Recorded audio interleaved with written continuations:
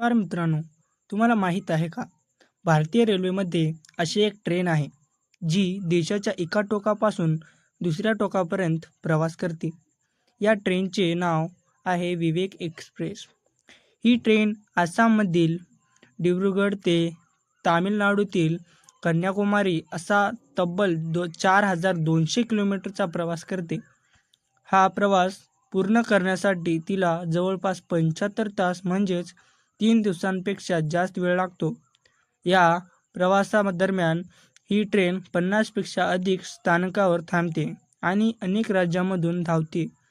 विवेक express ही केवळ एक train नाही, तर भारताची विविधता, संस्कृती आणि विशाल रेल्वे नेटवर्क यांना जोडणारा एक अद्भुत दुवा आहे.